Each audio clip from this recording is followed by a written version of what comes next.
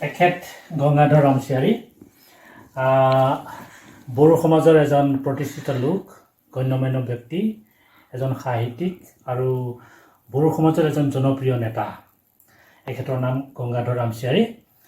এখেতে আজি মোৰ এটি কবিতা পাঠ কৰিবলৈ ওলাইছে। তেখেতক মই এখন আৰনাইৰে সম্ভাষণ জনাইছোঁ। বহুত ধন্যবাদ। আৰু লগতে মই মোৰ এই কবিতা ভোগালীৰ প্ৰস্তুতি তেখেতক পাঠ কৰিবলৈ দিছোঁ। ধন্যবাদ। মই আমাৰ কবি অজয় কুমাৰ বৰালৈ মোৰ আন্তৰিক ভাল পোৱা আৰু শ্ৰদ্ধা যাচিছোঁ নৱবৰ্ষৰ আগমনিতে। গতিকে মই অসমীয়াৰ বা এখেতৰ অজয় কুমাৰ বৰাৰ এটি কবিতা পাঠ কৰিবলৈ বিচাৰিছোঁ।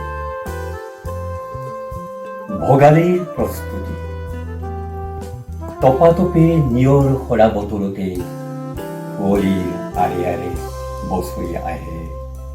আঘোণী জেঠাই আৰু পুহি পিহি চুবুৰীৰ দাৱনীৰে আঘোণী জেঠায়ে ধানৰ আখ আনে।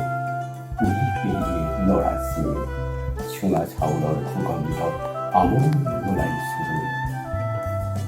ঢেঁকীৰ কৰকৰণিত ভাগিল পুৱাৰ চিকুণ টোপনি।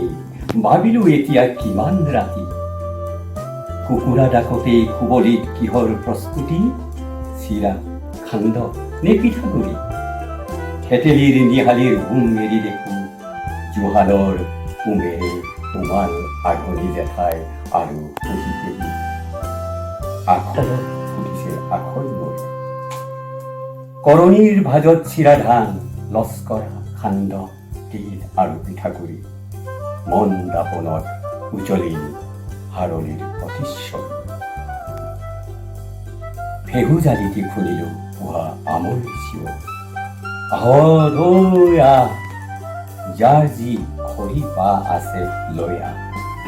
কৰণীৰ ডাল দলি খাজিছো মেজি, চুবুৰীৰ আঠাইয়ে আহি সাজিবিহি ঘৰ হাৰলি। যেন অষ্টশ্বৰৰ মূৰ্ছনা হাতী হাত লাগি থিয় হ'ল মেজিৰ হাৰলি। গোটা গোটেই গোট খালে তেলাল পাতিহা আৰু খাহী। ঢোল তালৰ শব্দত উমাল ভগালীৰ উৰুকা ৰাতি উৰুকা ৰাতি উৰুকা ৰাতি।